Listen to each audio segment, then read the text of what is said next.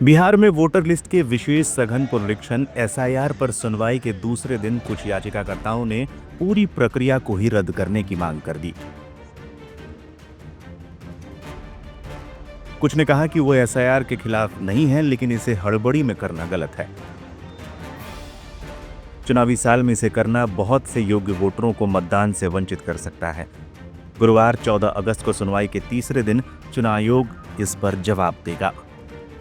Bihar SIR के draft list को लेकर सुनवाई के लिए 2 दिन ही रखे गए थे, लेकिन जस्टिस सूर्यकांत और जस्टिस जॉय माल्या बागची की बेंच ने कहा वो सबको बोलने का पूरा अवसर देंगे।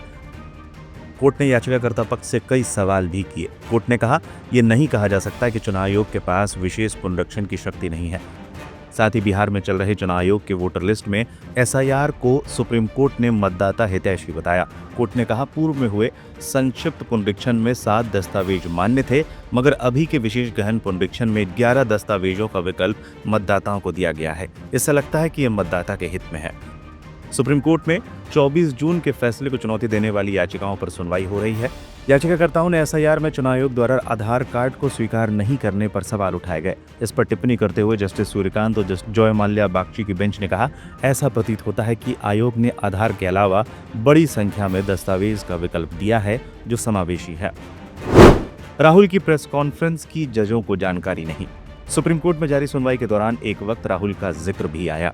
7 अगस्त को राहुल गांधी ने चुनाव आयोग पर आरोप लगाते हुए एक प्रेस कॉन्फ्रेंस की थी, जिसमें उन्होंने कई सबूत रखे थे। प्रशांत भूषण ने इसी प्रेस कॉन्फ्रेंस का जिक्र करते हुए कहा कि पहले ड्राफ्ट लिस्ट सर्चेबल फॉर्मेट में अपलोड की गई थी, उसमें नामों को ढूंढना आसान था। राहुल गांधी ने चुनाव आयोग की गड़बड़ियों को लेकर एक प्रेस कॉन्फ्रेंस की। उसके बाद सर्चेबल लिस्ट की जगह स्कैन की हुई कॉपी वेबसाइट में डाल दी गई। इस पर जस्टिस सूर्यकांत ने कहा हमें किसी प्रेस कॉन्फ्रेंस की जानकारी नहीं है। अभिषेक मनु सिंघवी ने रखी जोरदार दलीलें। याचिकाकर्ता पक्ष के लिए वरिष्ठ वकील अभिषेक मनु सिंघवी ने सुप्रीम कोर्ट में जोरदार बहस की।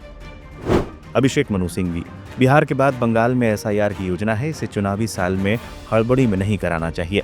अभिषेक मनु सिंघवी, 22 साल पहले 2003 में भी एसआईआर की अधिसूचना जारी हुई थी। तब महाराष्ट्र और अरुणाचल प्रदेश को इसलिए छोड़ दिया गया था कि वहां चुनाव होने वाले थे। सुप्रीम कोर्ट, एसआईआर के नियम सख्त नहीं है, किसी एक पहचान पत्र से काम हो सकता है। चुनाव आयोग ने प्रेस नोट में पूरी प्रक्रिया को पारदर्शिता से बताने का दावा किया है। अभिषेक मनु सिंघवी, जिनके पास वैध दस्तावेज नहीं है उनके लिए ये प्रक्रिया मुश्किल साबित हो सकती है।